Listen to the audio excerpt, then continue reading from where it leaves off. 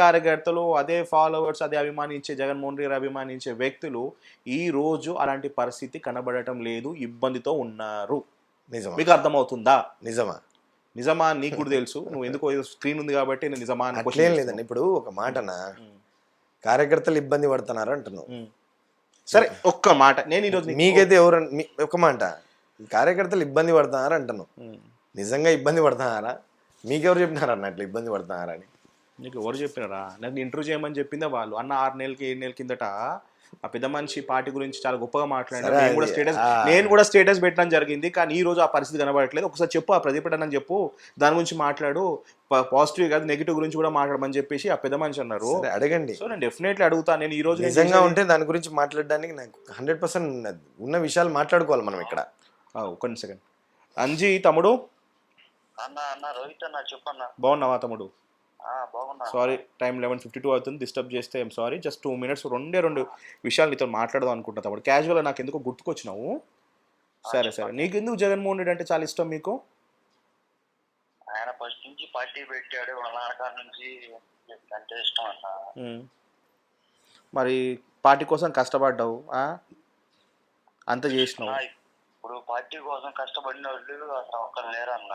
మొత్తం టీడీపీ వాళ్ళకే కాంట్రాక్ట్లు, వాళ్ళకే పనులు, మొత్తం వాళ్ళకే అన్న. అచ్చా, పార్టీ కోసం పనిచేసిన వాళ్ళకి మాత్రం గుర్తింపు లేదు, టీడీపీ వాళ్ళకి మాత్రం గుర్తింపు అన్న ఇప్పుడున్న పని. ఓకే, నువ్వు ఏమన్నా ఆశించి పని చేసినావా? అంటే క్యాస్ట్ చూసి ఓట్లు వేసినావా, లేకపోతే ఇంకేదైనా చూసి ఓట్లు వేసావా? క్యాస్ట్ ఏం కాదన్న, మామూలు జగన్మోహన్ రెడ్డి ధర్నాలు, దీక్షలు, పాదయాత్ర అభిమానిగా అయ్యాను.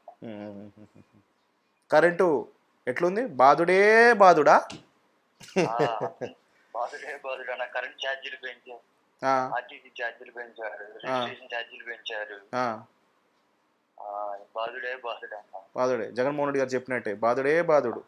ఆ రోజు చంద్రబాబు నాయుడిని ఎట్ట అన్నాడు, ఇప్పుడు ఈయన బాధుడే బాధుడు. Okay, still you love Jaganmohan Reddy? Jaganmohan Reddy ఉన్న విషయం చెప్పు తమ్ముడు. హలో తమ్ముడు, ఇప్పటికీ మరి ఇంత బాధుడే అవుతుంది కదా, మరి ఇప్పటికి నువ్వు మళ్ళీ నెక్స్ట్ వైఎస్ఆర్సీపీకి ఓటేస్తావా, లేకపోతే గమ్మున ఉంటావా, లేకపోతే టీడీపీ గవర్నమెంట్కి ఎంచుకుంటావా? TDP government ఎంచుకుంటామన్నా. ఈ బాధుడే బాధుడు ఎక్కడ ఉంటాం? నేను పేరు చెప్పాను. ఈ తమ్ముడు, నేను యోయో టీవీలో ఉన్నప్పుడు, పాత ఛానల్ ఉన్నప్పుడు, పబ్లిక్ టాక్ వెళ్ళినప్పుడు నేను మాట్లాడతా అని చెప్పేసి కాన్షియన్స్ పేరు కూడా చెప్పాను, ఇబ్బంది పెడతారు కాబట్టి. ఈ తమ్ముడు పబ్లిక్లో ఉన్నప్పుడు నా దగ్గరకు వచ్చేసి జగన్మోహన్ రెడ్డి గారికి ఒక అవకాశం ఇవ్వాలన్నా, మా బతుకులు మారుతాయి అన్నా అని చెప్పిన వ్యక్తి ఈరోజు నేను వైఎస్ఆర్సీపీకి ఓటేయను, టీడీపీకి ఓటేస్తాను అంటున్నాడు. దీన్ని మీరు ఏ విధంగా చూసుకోవచ్చు?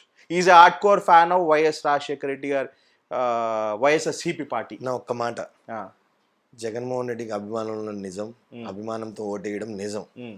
జగన్మోహన్ రెడ్డిని చూసి 175 నియోజకవర్గాల్లో ఓటేసినారు.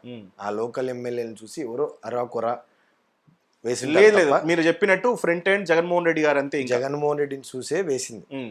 కానీ ఈ 151 మంది ఎవరైతే గెలిచినారో ఆ ఎమ్మెల్యేలకు నేను ఒక్కటే మాట చెప్పాలనుకుంటాండా, వాళ్ళ గుండెల మీద చేతులు వేసుకొని చెప్పండి, వాళ్ళు కొంతమంది అసలు ఎమ్మెల్యే దాని కళ కూడా కనిండరు వాళ్ళు, వాస్తవం అది. కానీ అయినారు. అయిన తర్వాత వాళ్ళని ఎమ్మెల్యే పదవిలో కూర్చోబెట్టిన తర్వాత ఎవరు చేశారు ఈ పని అని అంటే జగన్మోహన్ రెడ్డి.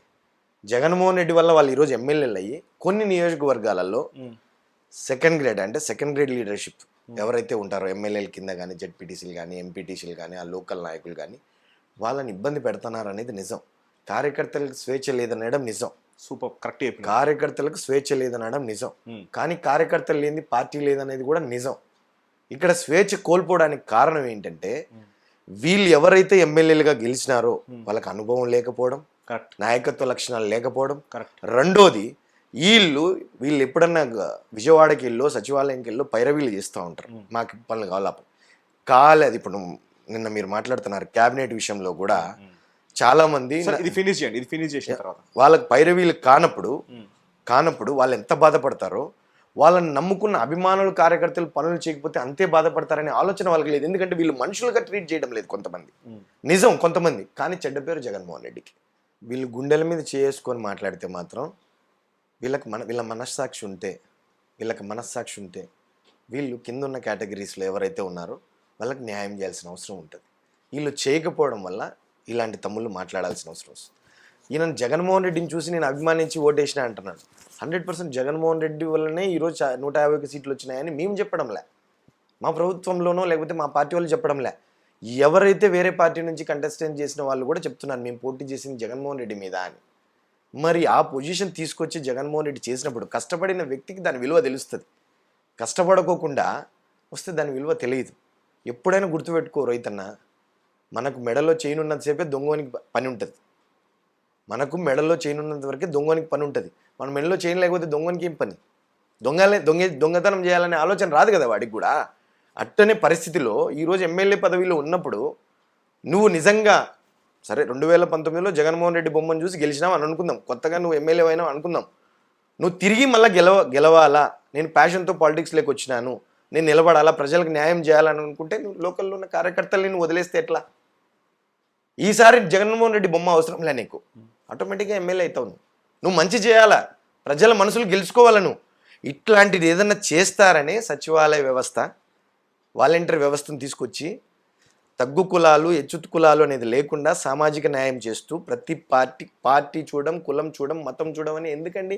ఇంటికాడికి పోయి పొద్దున్నే 5 గంటలకే పెన్షన్ ఇస్తాండేది.